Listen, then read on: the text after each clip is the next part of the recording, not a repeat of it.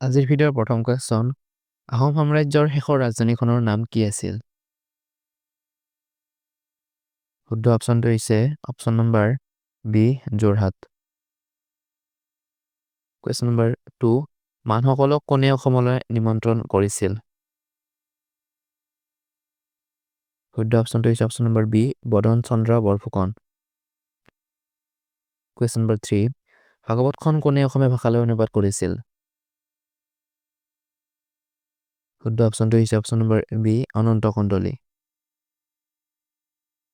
Question number 4, Assamese ভাষা কোন বছৰত পুনৰ প্ৰতিষ্ঠা হৈছিল? শুদ্ধ অপশ্যনটো হৈছে option number A 1873। Question number 5, Jorhat সাৰ্বজনিক সভাৰ প্ৰতিষ্ঠাপক কোন আছিল? শুদ্ধ অপশ্যনটো হৈছে option number C Jagannath Barua.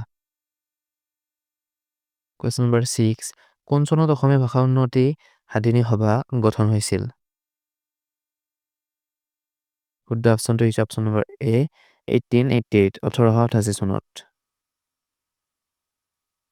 Question number 7, বিখ্যাত দাণ্ডি যাত্ৰাত অসমৰ পৰা কোনে যোগদান কৰিছিল? শুদ্ধ অপশ্যনটো হৈছে option number B Liladhar Barua. Question number 8, Mohenjodaro কোন নদীৰ পাৰত অৱস্থিত? এইটো 8 হ'ব লাগিছিল, কুৱেশ্যন নম্বৰ 8 হ'ব লাগিছিল। শুদ্ধ অপশ্যনটো হৈছে option number D Sindhu. Hindu উপত্যকাৰ সভ্যতাৰ লোকসকলে কাক আৰাধনা কৰিছিল? শুদ্ধ অপশ্যনটো হৈছে অপশ্যন নম্বৰ এ পশুপতি শিৱ। কুৱেশ্যন নম্বৰ 11, হাইটস্পেচৰ বিখ্যাত যুদ্ধ কোনখন নদীৰ পাৰত সংঘটিত হৈছিল?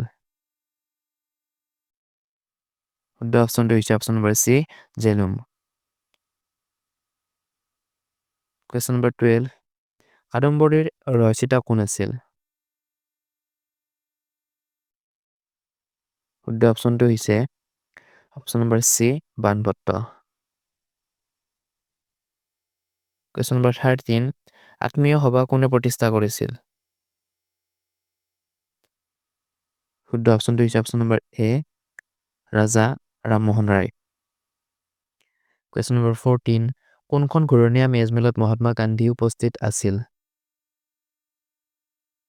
শুদ্ধ অপশ্যনটো হৈছে অপশ্যন নম্বৰ বি দ্বিতীয়। Question number 15, forest man of India বুলি কোন বিখ্যাত? শুদ্ধ অপশ্যনটো হৈছে অপশ্যন নম্বৰ বি যাদৱ পায়েং। কুৱেশ্যন নম্বৰ 16, তলত দিয়া অসমৰ কোনখন জিলাৰ সাক্ষৰতাৰ হাৰ সৰ্বনিম্ন? শুদ্ধ অপশ্যনটো হৈছে option number C Dhubri. Question number 17, পৰিভ্ৰমী চৰাইৰ গণ আত্মহত্যাৰ বাবে বিখ্যাত জাতিংগা তলু কোনখন জিলাত অৱস্থিত? শুদ্ধ অপশ্যনটো হৈছে option number C Dima Hasao. Question number 18, কাজিৰঙাক কেতিয়া ইউনেস্কোৰ বিশ্ব ঐতিহ্য ক্ষেত্ৰ হিচাপে লিপিবদ্ধ কৰা হৈছিল? শুদ্ধ অপশ্যনটো হৈছে অপশ্যন নম্বৰ চি 1985 চনত। কুৱেশ্যন নম্বৰ 19, মাতৃকালীৰ ফালৰ পৰা ভাৰতৰ সৰ্ববৃহৎ ৰাজ্য কোনখন? শুদ্ধ অপশ্যনটো হৈছে option number B Rajasthan. Question number 20, পক প্ৰণালী কাৰ কাৰ মাজত অৱস্থিত? শুদ্ধ অপশ্যনটো হৈছে অপশ্যন নম্বৰ চি ভাৰত আৰু শ্ৰীলংকা। কুৱেশ্যন নম্বৰ 21, লক্তক হ্ৰদ ক'ত অৱস্থিত? শুদ্ধ অপশ্যনটো হৈছে অপশ্যন নম্বৰ এ মণিপুৰ। কুৱেশ্যন নম্বৰ 22, মেকমোহন ৰেখাই তলৰ কোন দুখন দেশক ভাগ কৰে? শুদ্ধ অপশ্যনটো হৈছে অপশ্যন নম্বৰ বি ভাৰত আৰু চীন। কুৱেশ্যন নম্বৰ 23, তলৰ কোনটো পাছে শ্ৰীনগৰক লেহৰ সৈতে সংযোগ কৰে? শুদ্ধ অপশ্যনটো হৈছে অপশ্যন নম্বৰ বি জজিলা পাছ। কুৱেশ্যন নম্বৰ 24, তলৰ কোনখন নদীক বৃদ্ধ গংগা বুলি জনা যায়? শুদ্ধ অপশ্যনটো হৈছে option number B Godavari. Question number 25, তলৰ কোন ঠাইৰ মাজেৰে কৰ্কট ৰেখা পাৰ হোৱা নাই বুলি সুধিছে? শুদ্ধ অপশ্যনটো হৈছে option number B Haryana. Question number 26, সংবিধানৰ খচৰা প্ৰস্তুত সমিতিৰ অধ্যক্ষ কোন আছিল?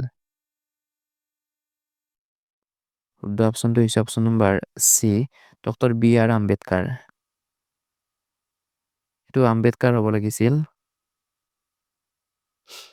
কুৱেশ্যন নম্বৰ 27, ভাৰতীয় সংবিধানৰ কোনটো অনুচ্ছেদত ৰাষ্ট্ৰপতিৰ শাসন বলবৎ কৰাৰ কথা উল্লেখ আছে?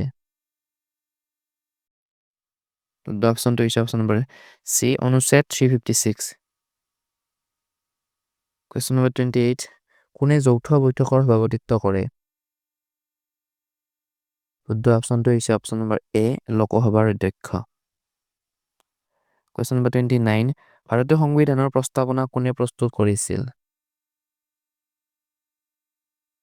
শুদ্ধ অপশ্যনটো হৈছে অপশ্যন নম্বৰ এ, জৱাহৰলাল নেহৰু। কুৱেশ্যন নম্বৰ 30, ভাৰতৰ ৰাষ্ট্ৰপতিক কোনে নিৰ্বাচন কৰে?